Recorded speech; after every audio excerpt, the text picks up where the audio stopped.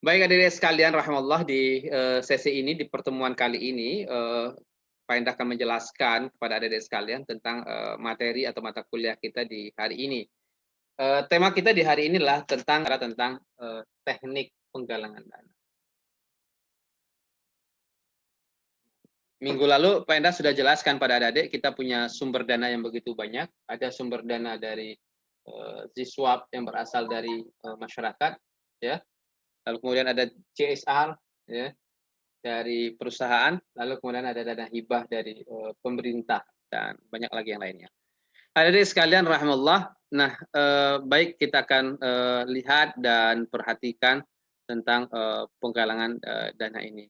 Nah, minggu lalu kita sudah jelaskan ada sumber dana individu dari ZSWAP, lalu kemudian ada perusahaan CSR namanya, ada pemerintah. Diuntukkan apa aja? Ada program ekonomi, ada program pendidikan, ada kesehatan, ada dakwah, ada sosial.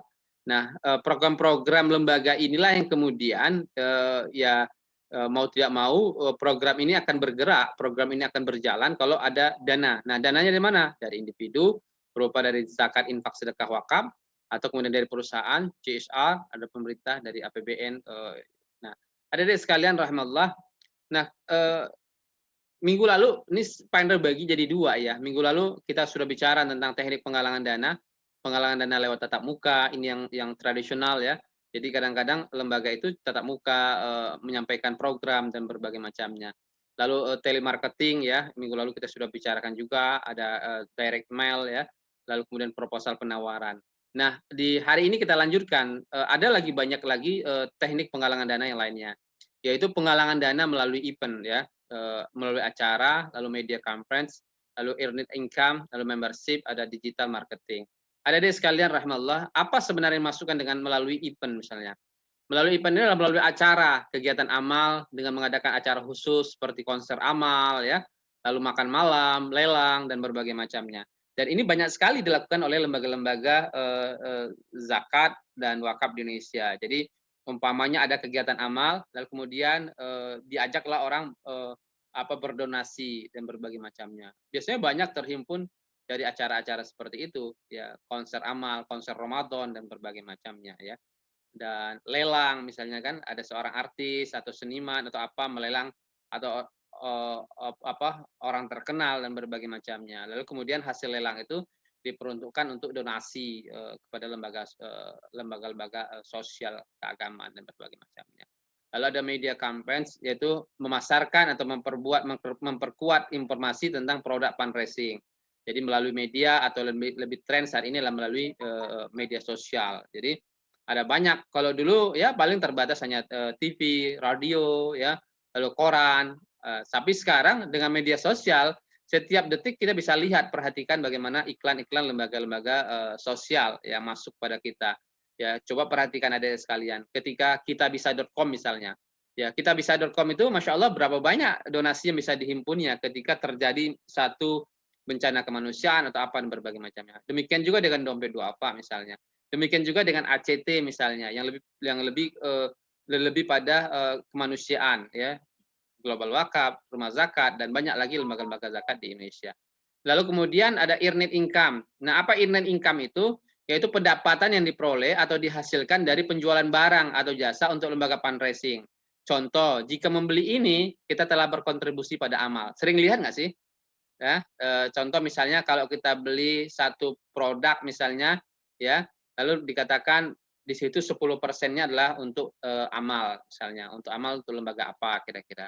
Dan itu ternyata hasil riset menunjukkan bahwa banyak juga muslim kemudian yang tertarik dengan hal demikian. Artinya dengan dia membeli sebuah produk dia sudah beramal kira-kira demikian. Lalu kemudian dengan cara membership, keanggotaan. Nah, biasanya kita dengan keanggotaan ya, kalau punya kartu anggota apa, kemudian telah berdonasi untuk ini, itu, dan berbagai macamnya. Lalu yang terakhir adalah digital marketing. Nah, ini pemasaran melalui digital. Ada lihat sekarang ya, hampir semua platform-platform misalnya lapak-lapak online seperti yang besar, Tokopedia, misalnya Shopee dan berbagai macamnya, itu mereka tidak hanya jualan, tapi juga mereka ada sosialnya ya. kerjasama dengan lembaga-lembaga sosial, zakat, wakaf dan berbagai macamnya.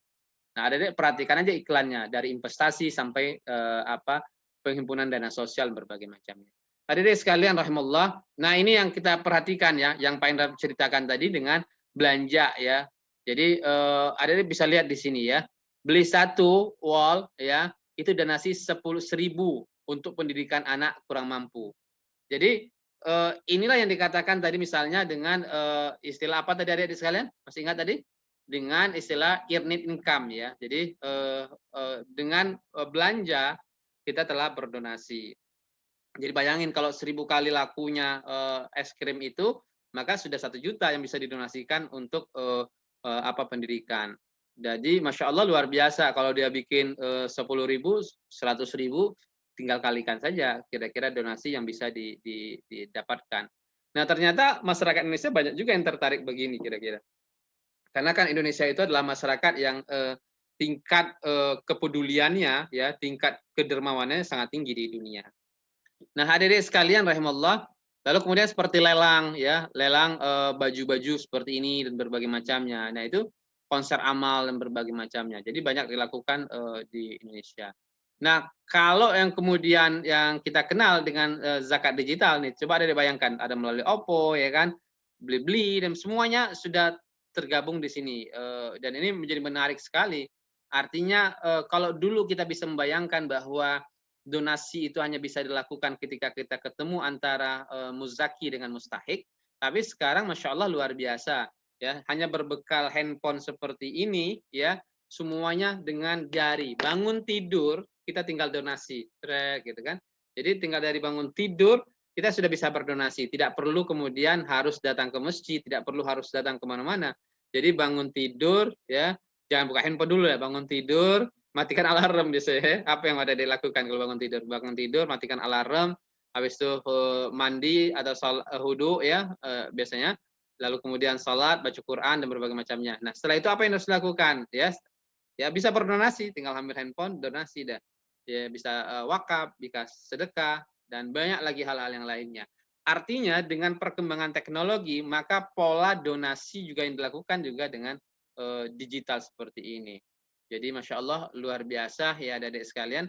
Dulu tidak pernah kita membayangkan hal ini terjadi. Tapi hari ini semuanya serba digital. Mulai belanja online, termasuk juga berdonasi, bersedekah, berwakaf juga melalui online. Nah adik-adik sekalian rahimallah. Nah saya pikir itu ya adik-adik sekalian ya. Jadi ternyata ada banyak sekali yang bisa kita lakukan dalam melakukan donasi ini. Dari mulai penggalangan dana lewat tatap muka, telemarketing, direct mail, ya, proposal, menawarkan program, lalu kemudian penggalangan dana melalui event misalnya, lalu kemudian media campaign misalnya, lalu kemudian earned income, membership, digital marketing. Nah, saya pikir itu mudah-mudahan bermanfaat untuk adik-adik sekalian, terutama dalam mengetahui bagaimana pola pola penghimpunan atau penggalangan dana sosial ini di Indonesia. Nah, saya pikir itu. Nah, silakanlah jika ingin ada didiskusikan, silakanlah didiskusikan. Saya pikir. Silakan.